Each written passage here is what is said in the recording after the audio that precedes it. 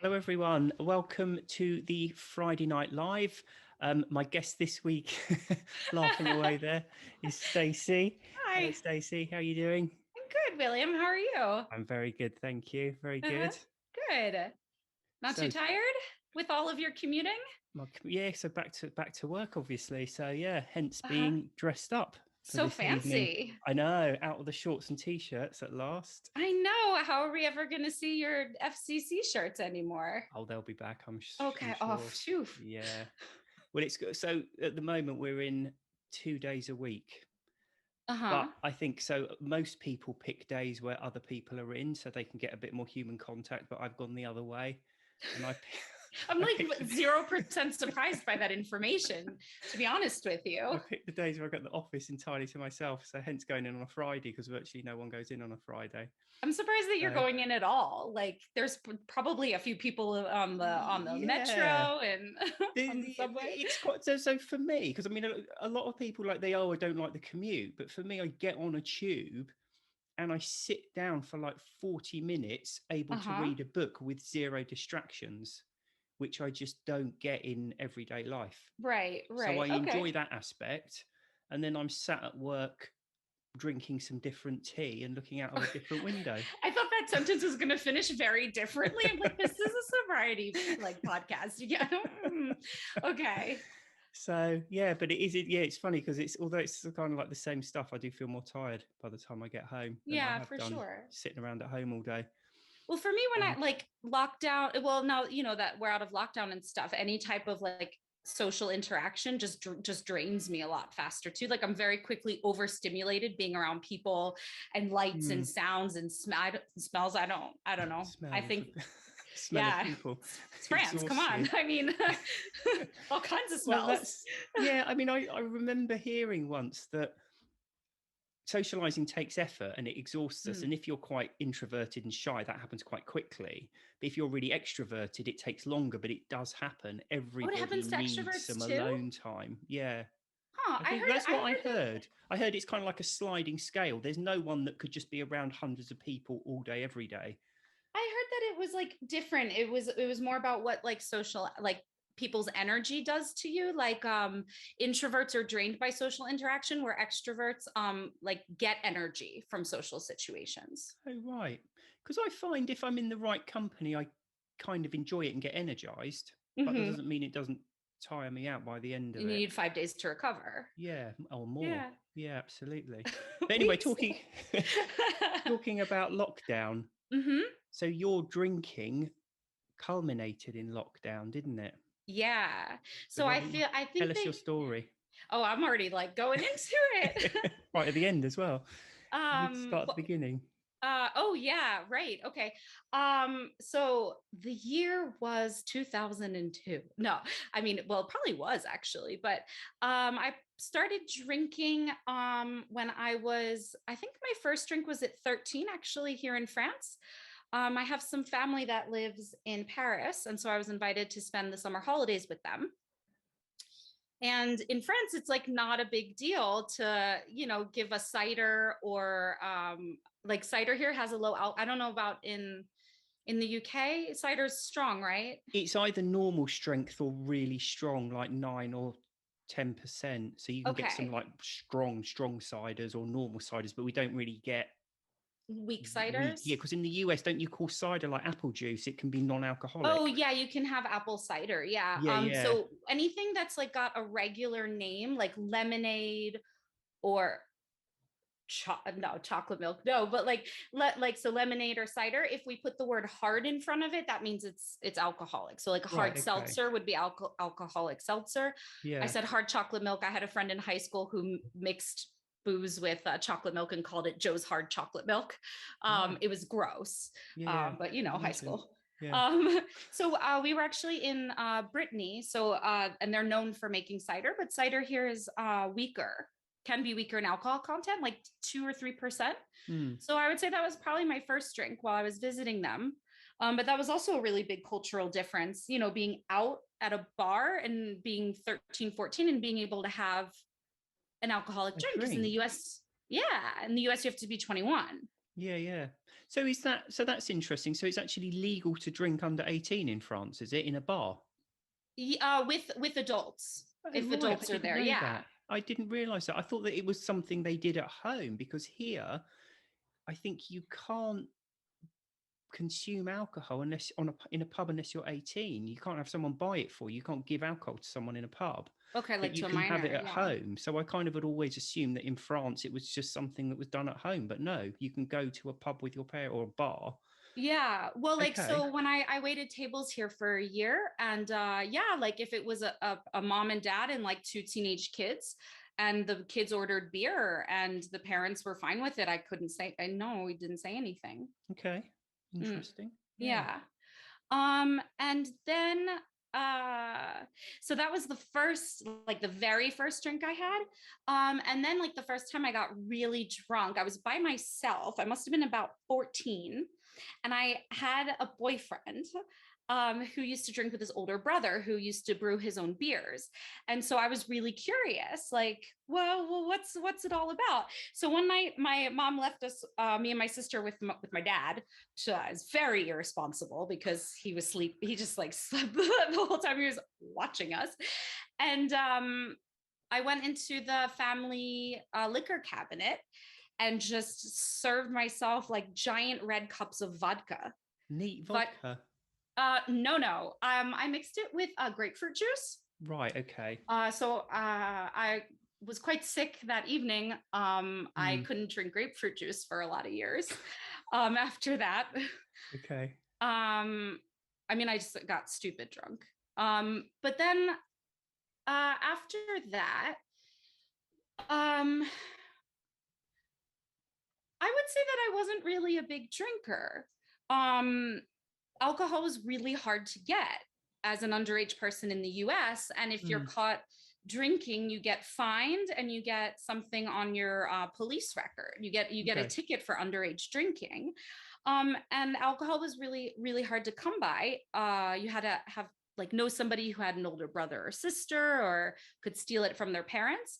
So we wound up, I mean, I would say using other drugs as much as drinking, because if you're having to call up a dealer to buy a bottle of vodka, like you're also Mm. going to order weed and See, this pills is and stuff. yeah, this is quite interesting, because this is a perception I always had of the US, is Mm-hmm. that the reason, and again, it might just be perception. I haven't got any kind of firm figures around this, but I always get the perception that young people take a lot more drugs purely because Mm-hmm. that it's so hard to get alcohol.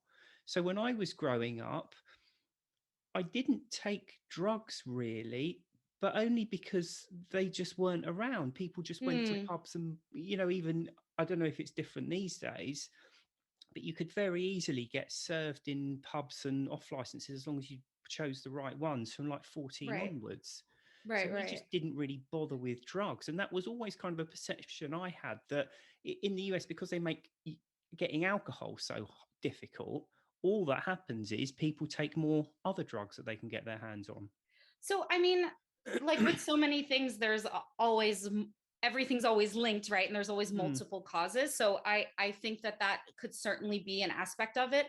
But we have a really big prescription drug culture in the U.S. mm, Where we've spoken about this, about the opioid crisis yeah.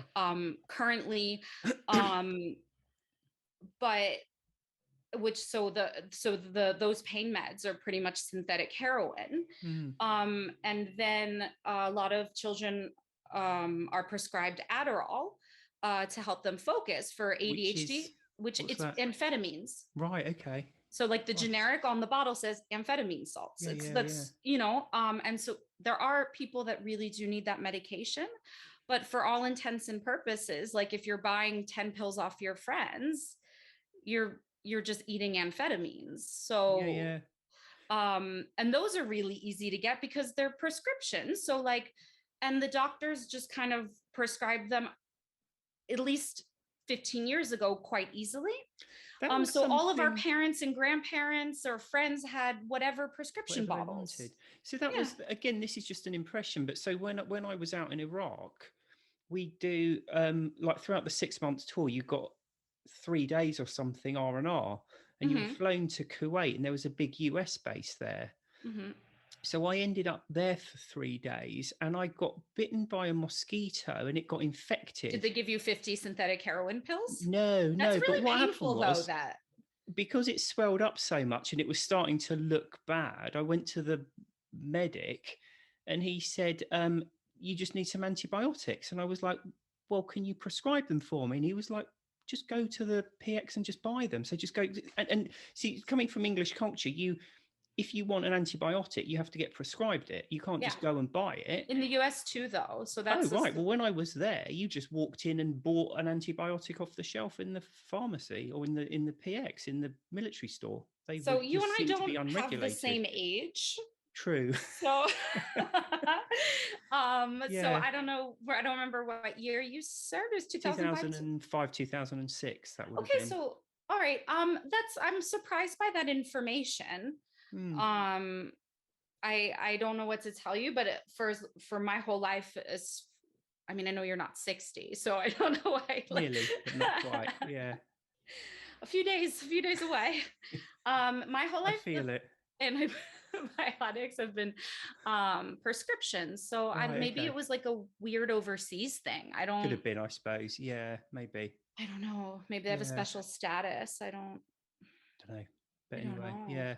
So yeah, so I mean, and I didn't honestly, like, way preferred taking amphetamines than, because I felt like awake Hmm. and hyper and focused, versus drinking, which didn't taste good, and I always felt really fuzzy. Yeah, yeah. Like whatever I was doing or whoever I was talking with, it just wasn't clear. Yeah, And yeah. It's a different, very different feeling, isn't it? Yeah. This is the yeah. thing I quite often try to get across to people, is we kind of build up alcohol as being this wonderful feeling, but when you stop and analyze it, it's not that good a feeling. And I think we've talked Mm, about this before, but yeah. it was a over here in the UK, there was I can't remember the details of it, but it was in Professor David's nut book about it was called Drugs Without the Hot Air.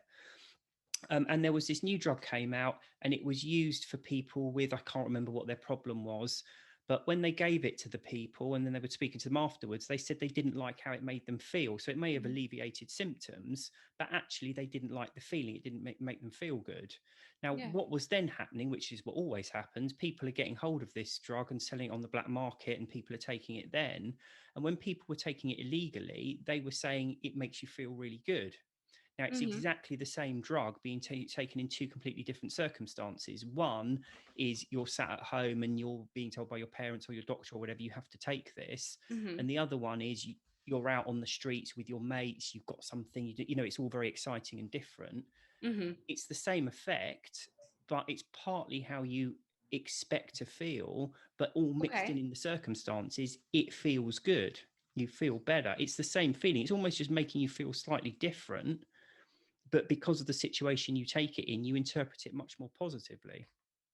That's in, but I also wonder to what extent somebody needing the medication would have a different um a different experience with it. So going back to like the amphetamines, for me, it always sped me up and made me really hyper and talkative.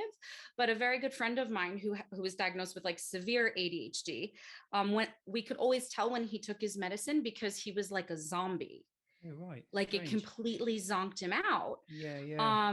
And I think people that take Suboxone, for example, for opioid addictions, I think that helps them not crave the opioids. But I've tried this pill before, and it made me, first of all, it made me very ill, but also very high. So I don't Okay. know to what extent the brain chemistry has something to do with it as well. Yeah, yeah. Fair I mean, comment. what do you remember the name of the medication? No, I'd have to dig it out. I'd have to read. Dig it out. Yeah, I'd have to reread that book. Put But pause yeah, quickly. yeah. And this segment is called William Porter Googles something. Yeah. um, so well, that continued anyway, mostly through high school. I also smoked cigarettes on and off. Not my junior year. I was on the swim team. So it's kind of hard to smoke and swim. Hmm. But Probably junior and senior year was all right. And my freshman year in college was okay too. But I would say college is when I really started to drink a lot more and experiment with other drugs. But alcohol was just so easy to get, even though I wasn't 21. There were fraternity parties, so it's exactly like you see in the films, with just houses full of guys letting girls in and serving them as much beer as they you know Yeah. they could stomach. um so I drank a ton. I gained a ton of weight. I studied abroad here in France when I was 20, which was also not great for me because being 20 in France, you can go to the bars, obviously. So I Yeah. spent my 6 months here just drinking. I just drank my time away. And then I finished college. I moved home. I was working for a doctor for a year, but I didn't really enjoy what I was doing. So I decided to come to France for a year to kind of take a step back, figure out what I wanted to do with my life. I finished college. I was $100,000 in debt. So kind of figuring out what's my next move. I don't know if I want to go back to school and accumulate more debt. So there was a lot of questions. So I came here and I met somebody pretty much right away in a nightclub. And so I decided to stay. And living here is what really, I would say, like extra sent my drinking out of control, which I think we'll probably circle back to in a little bit. But I often think about what you say about how kids just want to get like fucked up, and alcohol is the easiest thing to get a hold of, right? So like I think I was dealing with depression and homesickness and all those things, but like, I don't know where to buy drugs here. I mean, I've been here for almost a decade. I still don't know. But like, you can drink beer and wine at McDonald's. So that wound up being my drug of choice, that and cigarettes. And so everything kind of really came to a head in lockdown. So were you drinking daily at this point, were you, or most days? Yeah, almost daily. Okay. In the beginning, it was just the weekends, and then it started Thursday, Friday, and then it was like Wednesday, Thursday, Friday, Saturday, Yeah, as it and does. then and only after work, and my boyfriend too. We'd go out drinking together, and I mean, I think we were really bad influences on each other because like one of us would, oh, let's go home, and the other one would say, oh, let's go get a drink. So then the other one would go, and then one drink turned into all the drinks. Yeah. As it does. Yeah. So and then I started kind of crossing boundaries that I never thought I would cross. So my third or fourth year here, I was working part-time teaching English. I was going to school full time, and then I was working on the weekends part time as a waitress. So I was working, I mean, it was a lot. And I had a burnout, and I went to see my doctor, and he prescribed antidepressants for me. And since this experience, I've heard other people talk about their experiences with certain antidepressants, and it can be an effect of them that you extra can't control yourself around alcohol. Oh, like right. it's Okay. I didn't know that. So yeah. It's not like even just thinking about that second drink. It's like the Jiminy Cricket on your shoulder is just gone. Yeah. Okay. So so that being said, like I'd wake up in the morning and I'd be like, I'm just gonna have a drink in the morning, right? Like Saturday morning, I had to work the lunch shift at the restaurant or even the dinner shift, but then I would wind up drinking all day. And so I got fired while working. Well, so sometimes I would sneak beers like from the not the tap, what's that thing called? The pump. Yeah. I would sneak myself like small drinks when nobody was looking, but Mm. no, I would just be home alone all day drinking by myself. Okay. Yeah. Yeah. And I got fired from that job because I showed up to work completely wasted and just like kept dropping stuff. Dear me. Yeah. So I went back to my doctor and I was like, I need to, I'm having a problem. He was like, okay, so like you're going back to Philadelphia in 3 weeks. Like, don't see if you can make it the 3 weeks without drinking. And if you can't, you need to come back and we need to have like a kind of like a different conversation because there's something that's going on. Well, I made it the 3 weeks because when I wasn't drinking, I was fine. Right. Yeah. And like, if you're like, oh, it's only 21 days and you've got the countdown. Yeah. Yeah. So that can got kicked down the road a little bit. Mm. And then lockdown came and I didn't have to like be anywhere, right? Like we were all at home, so I would work from home, and then the second I turned my computer off, I would just like hit the boxed wine. Mm.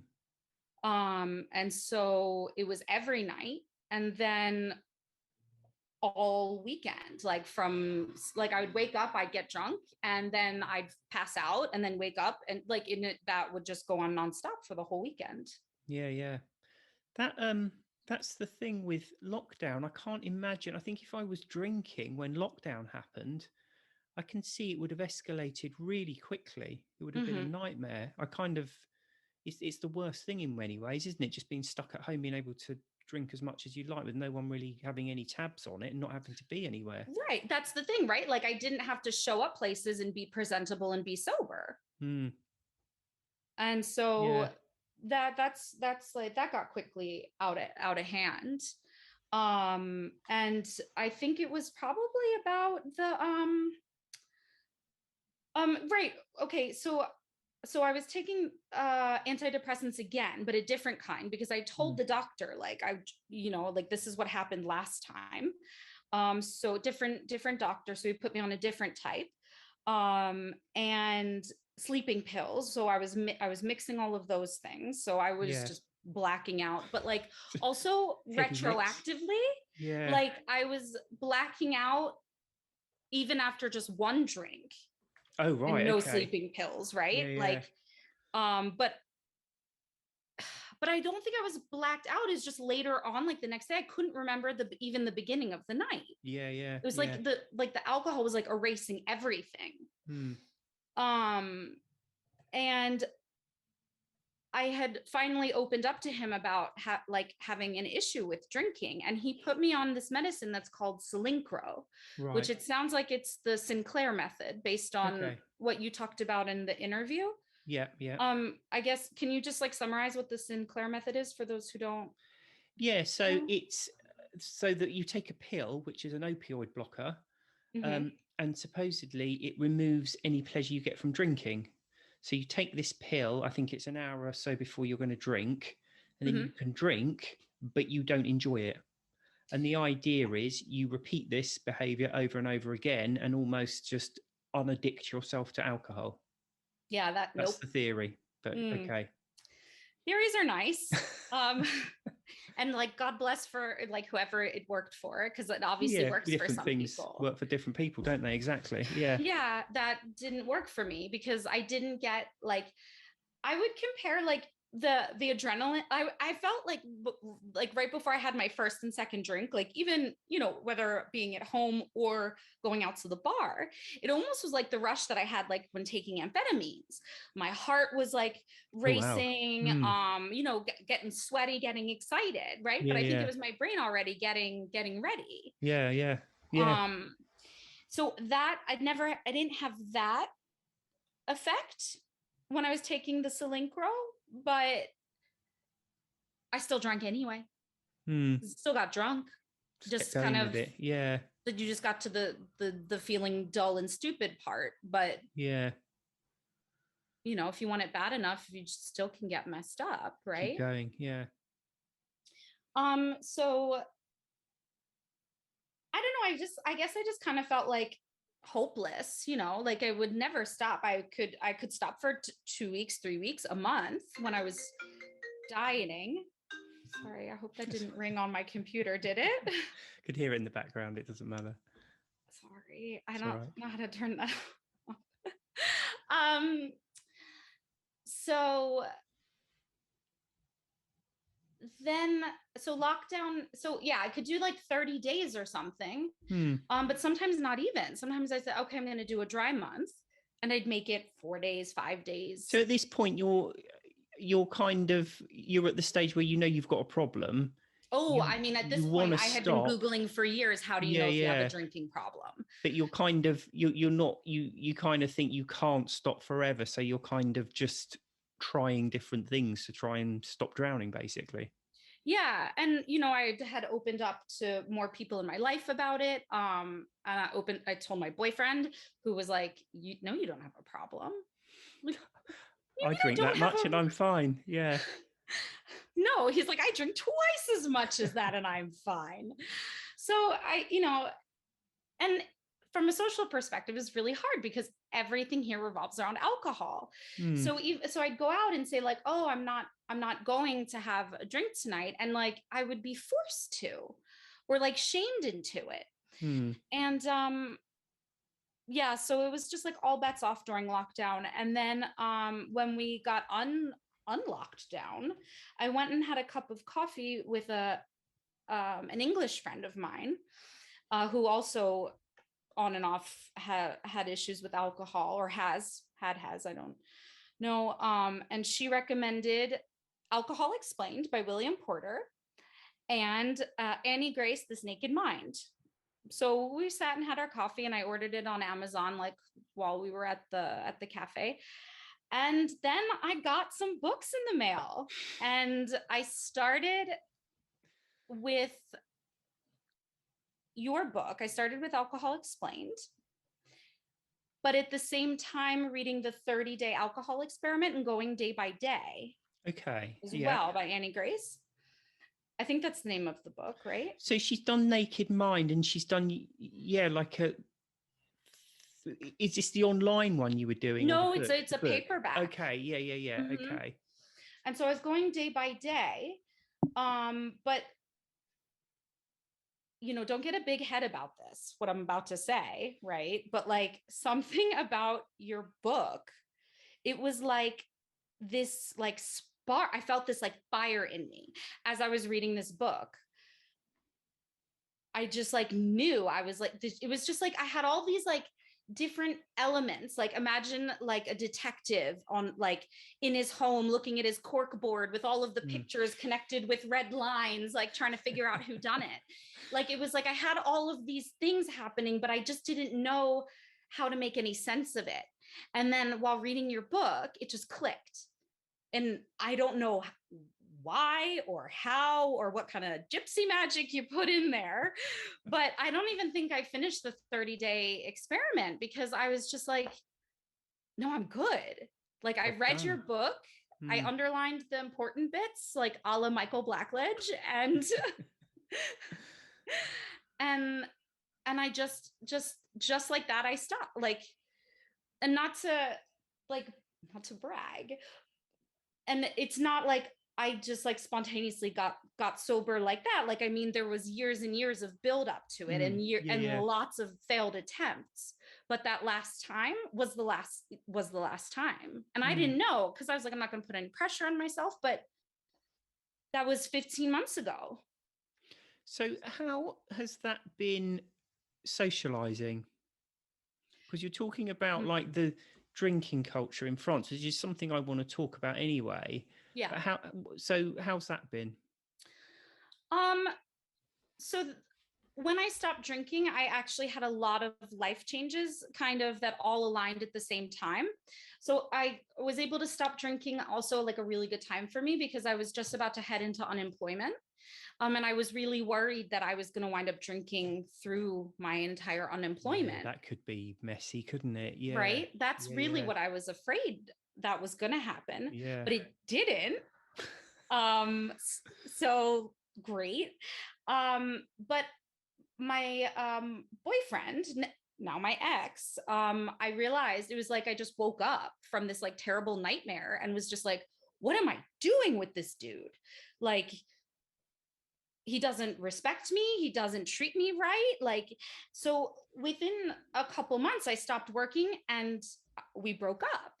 And so I moved out, but in the divorce I lost 90% of my social group. Hmm. But I would say in those few months where like we were still together and I was still socializing, it was really hard because French people, like if you tell them that you're not drinking alcohol, they just assume that if you're a woman, they just assume you're pregnant. Okay.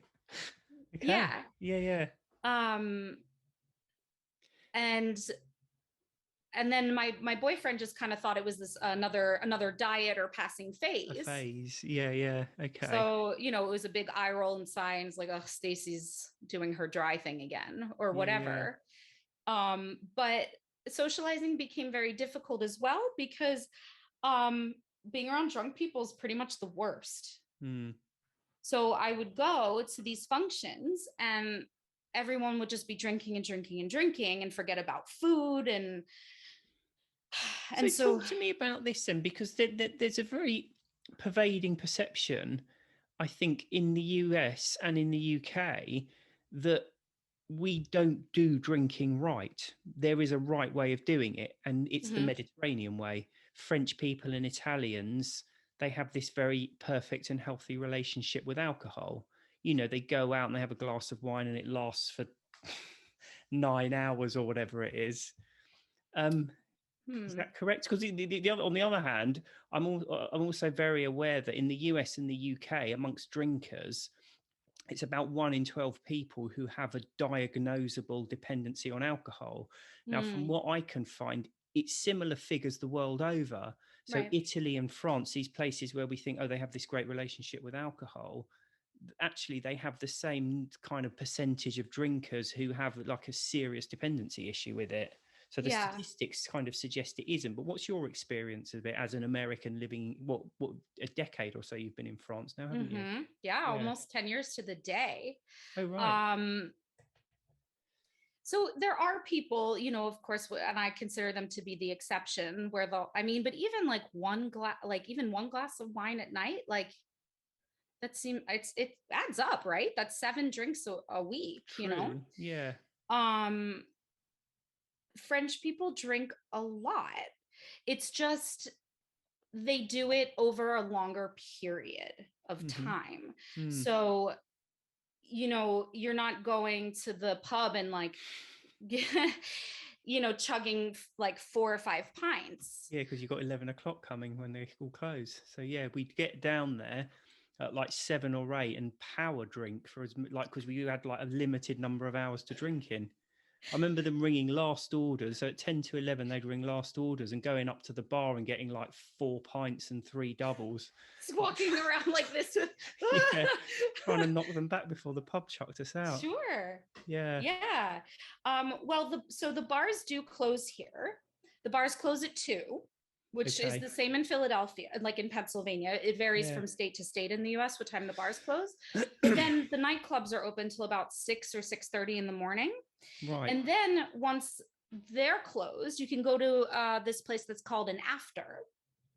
Right. Literally, they call it an after. Mm. Means nothing in English. And they open from like After. 5. Yeah, but like you're like, but like, why do they just call that though? Like Okay. So what happens? It opens at 5. yeah, it opens at like 5 a.m. and it's just like a late nightclub, early morning nightclub. What time does it shut usually? Well, you don't stay until they shut because like by time 10 or 11 a.m. rolls around, the bars are open again. Oh, so it's like literally just open almost 24 hours and it just stays You open. just have to move where you're going, Oh, right? okay. Sounds like But Edinburgh. it's like what? Edinburgh, they don't have licensing laws. So you can basically, well, to be fair, you can in London, because although there's licensing laws, like places like Smithfield and Billingsgate, where the old markets are, because the markets start at like 3 in the morning, the pub's open then as well. So there's special local licensing laws in London where you can drink at like 3, 4, 5 in the morning, because the pubs are open just different hours because of the market workers. But Edinburgh, I think they don't have licensing laws, so they can just pubs. Obviously, not all of them do, but there are pubs open 24 hours. or you just know which ones are open from whatever time to whatever time. Yeah. But even here, like, and this isn't just like the younger crowd or people my age. This is also, I mean, I've seen parents and aunts and uncles drink, like, I mean, because like, for example, in the US, weddings, they end around 11:30. The caterer wants to go home, the bartender Yeah. that you're paid wants to go home. Here, weddings go until 5, 6 o'clock in the morning. Birthday party, like big birthday parties as well. Yeah. I've left like 30th birthday parties before the parents. Oh, right. So like, so you and it's organized differently, right? So like there's different drinks at different moments. So like you start with the aperitif, so that's usually something sweet or a glass of wine or a beer, and then or multiple or champagne as the case may be. And then you move to the meal, and depending how many courses and what you're eating, you'll have white or red wine, cheese for sure, red, fish white, like all that stuff.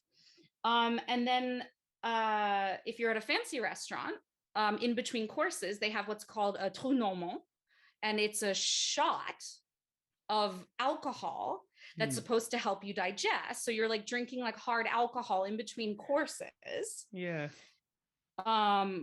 A Normand hole, if you want the like the direct translation. And then at the end of the meal, you have what's called the digestive. So this is like very, very strong alcohol. So you're going to have your brandies, your cognacs, anything that's really high percentage, because it's going to help you digest. But like, as you put in your book or on a blog post, it's just because you can't get drunk if you've got a full belly. Yeah. So you're at a dinner when people let their hair down a little bit, you're looking at 4 or 5 hours of like mixing a lot of alcohols. Yeah. So where's this perception then that people don't really get drunk? So they do get drunk, or they do get drunk, but French people, they have like an expression here. Instead of being like, God, you got wasted last night, they'll like see you the next time and be like, you were tired last night. And I started saying to them, no, I wasn't tired, I was hammered. Like, let's call a spade a spade. Yeah. I thought it was hilarious, but no, they won't even call it like what it is. You know, they'll just say, oh, you were tired. Yeah. Like a cheeky wink. So it's, I mean, I don't know much about British drinking culture though. Like, how is that other than chugging 4 pints at last call? Yeah, it tends. So I think the licensing laws came in during the First World War, because it was to do with the munitions workers, and what they didn't want is people going built like in these factories where they were making loads and loads of explosives, still hungover or still drunk from the night before. So they introduced pubs had to close, and they used to, I think it was 11 until 3 they were open for lunch, and then 5 through to 11 or 10:30, and those laws lasted for years. And then I think they allowed pubs to open, because when I was growing up, the pubs would be open all day, but not on a Sunday. They still had to close during the day on a Sunday. So if you started drinking at lunchtime on a Sunday, you had this break at 3 o'clock where you had to the pub shut. Sounds awful. Yeah. Sounds awful. You have to stop drinking. Yeah. Well, the pub's closed, and then and now that it's kind of changed now, but I think that kind of culture, although I can't remember when it was quite a few years ago, they said, you can apply for a late license to try and what they were trying to do is stop this kind of 11:30 in cities is just carnage. Just everyone's drunk, go out onto the streets and just fight. So it's like absolutely insane. So they introduced that, but I think it's too deeply ingrained in people now to go out and just drink lots and stagger out home at like 11 o'clock or so. Yeah, it's the same in the US, even though in Pennsylvania the bars are open a little bit later. But I think in the UK as well, it's kind of, it's not acceptable amongst polite society, but most people get drunk and they drink to get drunk, and it's one of the things you do. And I think that's similar to the US, but I'm guessing in France it's not really the done thing to go and deliberately get hammered.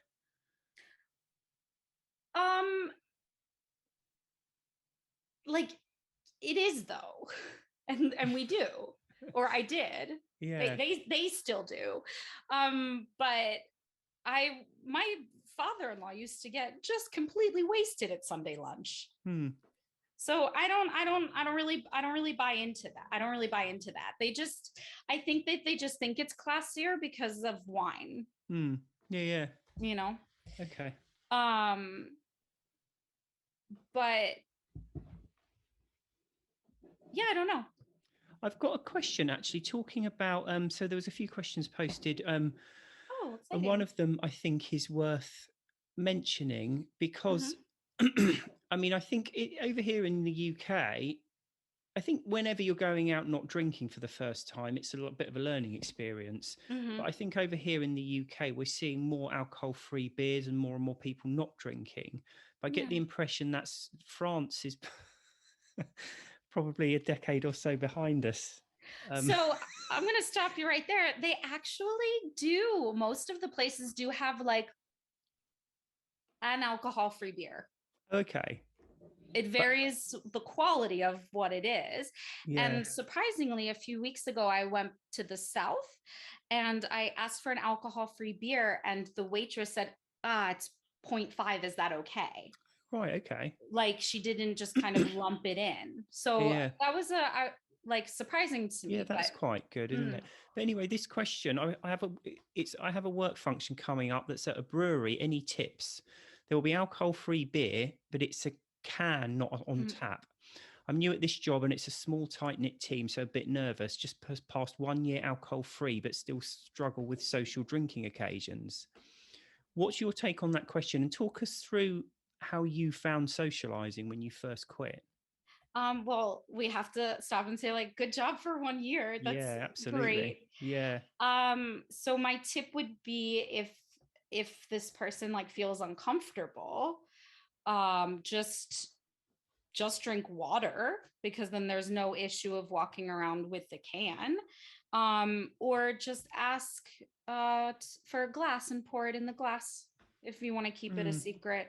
A lot of places when it comes in a bottle or a can anyway will offer a glass. So I think if this person's trying to be discreet, that would be the way to do it. Your question about socializing is amazing sober.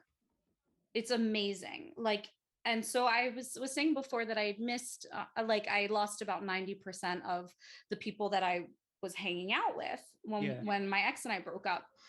But what I've found is that the people that I have left in my life are the people that I enjoy being with, like truly enjoy. And that goes for when they're sober or when they're drinking. Now they do get a little silly after a certain number of drinks, and I do go home because I don't feel like dancing in someone's living room. You know what I mean? Yeah. But socializing has really been like the way that you laugh and just to like let yourself go and just go into that crazy laughter where you just can't stop. It's truly I'm like getting all teared up. It's truly a blessing, really. So, you know, like go out and enjoy socializing. I found I kind of sympathize with that. So I stopped drinking 2 jobs ago. So I started 2 new jobs when I haven't been drinking. And I find work social occasions to be some of the easiest to not drink at. Okay. Purely because mostly people are a bit guarded about how much they're drinking.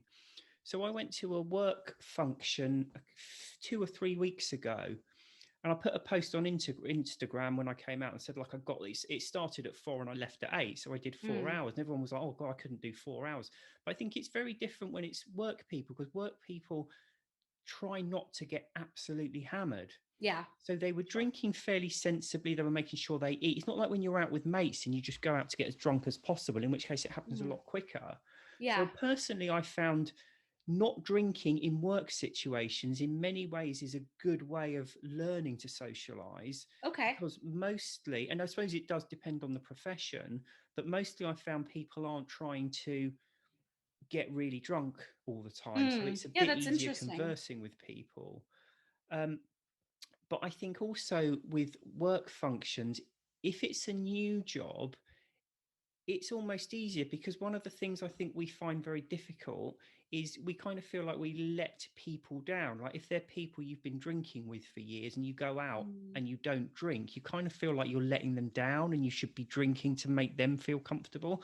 But I think when you're then making new friends and new circles of colleagues or whatever who haven't drunk, they've never seen you drink, there's not that dynamic. You're just the new person and you don't drink. Yeah, What I that's found quite true. useful for both of them was to just have your story ready.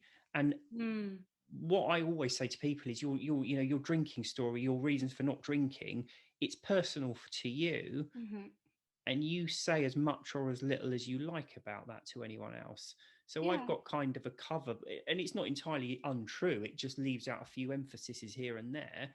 But I kind of say, I stopped drinking when the kids were young because I was finding I was tired all the time, Hmm. um, just for a period, Yeah. and just never really got back into it again. I just said I just stopped enjoying drinking. I just don't like doing it Yeah. anymore. So I would have a story ready to say to people, but then I do genuinely find that we make it out to be a bigger thing than other people do. Because Mm. I think when you drink and you've drunk heavily and your life kind of, for whatever period, has revolved around alcohol, it's easy to assume that everyone else does that. But a lot of people, they're not actually that bothered whether you're drinking or not. So I Yeah. would say, don't expect it to be the center of attention, because it isn't. And there's a Yeah. scene in, I think, one of the the Last Crusade, Indiana Jones and the Last Crusade, Hmm. where he's got to walk across this chasm and it's just this massive drop. Yeah. And he steps out over the chasm and it's like an optical illusion. There's a Oh bridge yeah, there. there's the see-through bridge Yeah, there or yeah. whatever. And Yeah. that to me always feels like what it's like to socialize that first time when you've been drinking at social occasions forever and you Yeah. go out not drinking. You expect it to be complete, you just don't know what to expect. It's unbelievable, but actually nothing much happens. You go there, you ask for your soft drink, you chat to people, you start to relax into the evening, you have Hmm. quite a nice time. When they start getting hammered, you start getting sick of it and you make an exit. Yeah. It's 11 not the big p.m. deal. That's the witching hour. Yeah. Do you do that as well? Do Yeah. you leave places early I when you love leaving places. I love it. I do. So like I always hate when I'm someplace where like I can't. So this was like one of my like nightmare scenarios when I had stopped drinking and I was still with my ex and we went on holiday together. We went to a friend's house and we stayed overnight and they were just like all drinking all day and all night and then the next morning Mm, and I couldn't leave because we had driven like an hour to get there. yeah, And like, so I love going to places that are like near my apartment so I can get up and just go. go. Yeah. Yeah, yeah. But I would say that I think it's like a psychological thing anyway. Like if you have a spot on your face, you always think that everybody's going to see it, but in Mm. fact, nobody's looking. So I think that's probably true. What you were saying about people not really noticing anyway. But also I wouldn't say that like nothing happens. Well, so the thing is that what I've also been learning since I got sober is that like a lot of other things in my life just got healthier. I quit smoking. I'm eating vegetarian. I go to yoga a lot more, and I've been reading a lot about codependency and emotional health, and that's a boundary issue, right? Like we think we owe people an explanation, Mm. but like we don't owe people an explanation or an excuse. So I mean, you can say what you want. I like to just be like brutally honest with people because I like the shock value. But it has opened up some really interesting dialogues though, because some people like most everybody wants to know, well, how much, oh, would you consider yourself an alcoholic? That's like probably the first question I get asked. Mm. So then I'm like, okay, well, for you, what is an alcoholic? Because I want to know, because it's for me, it's not a yes or no, not a yes or no It's question. not a clearly defined term. So if you're No. asking me, am I alcoholic? I need to know what your definition is so that I Yeah. can So like answer. some Yeah. people are like, I mean, the bum on the bench drinking out. And I'm like, well, no, I had a job and an apartment and a car. And So no, I guess I wasn't. And or somebody else, well, somebody that drinks every day. Okay, then yes. So I kind of Along with started everyone out, else. Yeah. yeah. So I started out that way. And then people want to know how much you were drinking, how often. I think to just also to convince themselves that they're fine. And surprisingly, one of the first times I went out to like a nightclub here, a young girl, I guess she was like maybe in her freshman or sophomore year at college, opened up to me and told me that she was like worried about her drinking. Oh, right. Okay. Yeah. Yeah, so like it really can take you to some interesting places Yeah. Yeah. if you open up to people as well. So Mm. it's whatever you're comfortable with, and also like what kind of conversation you want to have. Mm. I think. I've just seen the time. We're getting on for nearly an hour. Told you we were going to be here for 2 hours. Weren't we? You all right to do this? The last couple of questions. There's only two more. So one of them is your view on the overwhelming number of sober coaches selling subscriptions and setting themselves up as experts. That was a very, very loaded question. Yeah. Are you thinking about setting up a subscription for your? No, not at all. No. It is this like interesting, like I don't know if I'd call it a phenomenon, right? But it's like this it's interesting. I think that a lot of people that have gotten sober, like then want to help other people others. So why do you think that is? It almost feels to me like it's one of those subjects where everyone's got a view on it and most people has a fairly firm view on it.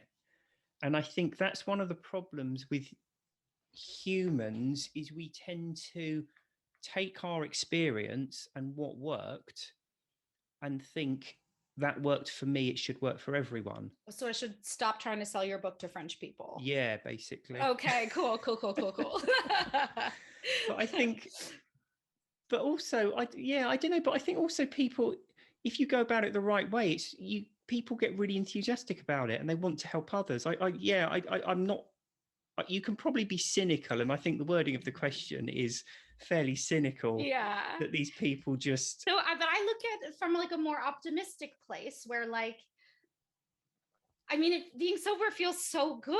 And so I just like, wait, but I want everybody to share everybody that thinks that alcohol is this amazing drug. Like if I had known how shitty alcohol was and I wanted to do a drug, I would have chosen something else. Or just not done a drug. Yeah. Or I mean, that's another option. Just like, you know what I mean? But like, yeah, what a terrible thing to fall into. I mean, truly. And then the way that it's portrayed in the media, and it's just like, it's just this hard thing to just crawl out of that hole. And so I think that people like, they're just like, no, but wait, but just try. And I promise you, you're going to love it. And then also, I think what people don't realize is that like, everything costs money. Setting up a website costs money. Having somebody manage it costs money. You want to get a logo, that costs money. You want to get a subscription so you can edit videos. That's another I have $50 a month. Like, so you accumulate these costs, and then it's really, and it's time consuming for people that are really trying to do it right. Yeah. And offer good quality stuff. Like they need trainings.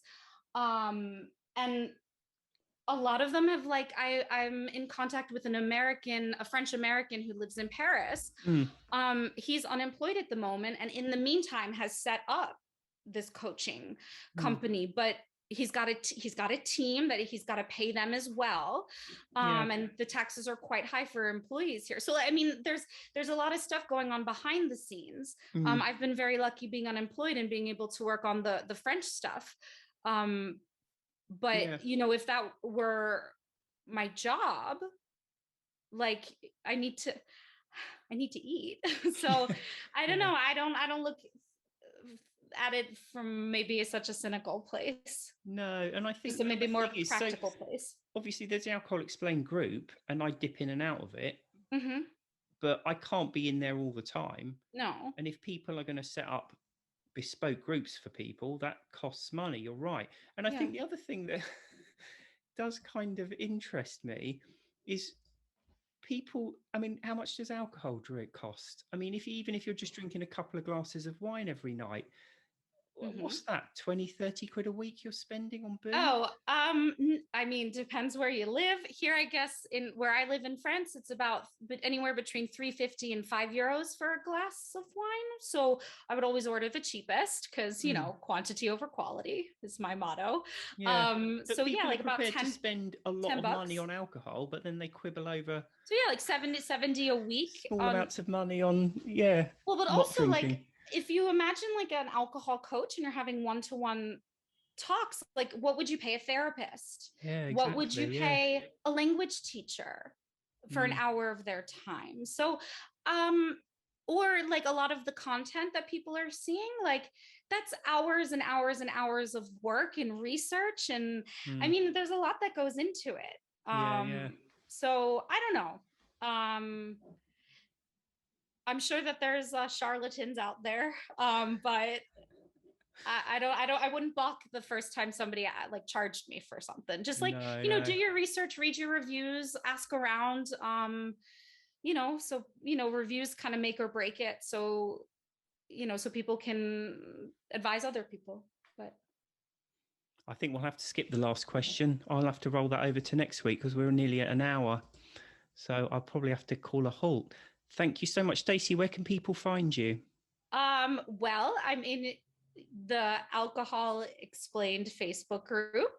I'm also on Facebook. My name is Stacy Leshner. I also run the French Alcohol Explained called L'Alcool Expliqué. I have an Instagram with the same name, Alcool Expliqué. And also, I guess, the French website, so alcoolexpliqué.fr. .fr. If you guys want, if you click on contact, William and I both get copied in the email. Fantastic. Or in Saint Etienne, France. But where can people find you, William? Are you working on anything new? Am I? No, not Are at the you? moment. No, I've got that Okay. new book coming out, which you're probably looking at the back end of 2030 at the current rate. There we go. Yep. Good, just in time for your 100th birthday. Yeah, it will be. Yeah. Dear me. Yeah. Okay. But no, but for reals though, if people wanted to get in touch with you, how would they be able to do that? On Facebook, I guess, or the website. There's a contact form on the website, isn't there? But Okay, I think if people tag me on posts on the Facebook group, I generally get around to seeing them at some point. Okay. Not always, but mainly, I think. And just to kind of a general announcement, you were saying that some of your emails have been filtering to the trash folder. Oh yeah, it's Gmail. Some reason filter it through to like a junk folder, and I came across a load of emails people had sent me. Okay. So I was a bit late. So it's not that he hates you; it's just that you got spam filtered off somewhere. Yeah. All right. Well, I don't know about you, but I am pooped. Thanks for having me on. It was really nice to chat. Thank you very much. Take care. Bye. Bye.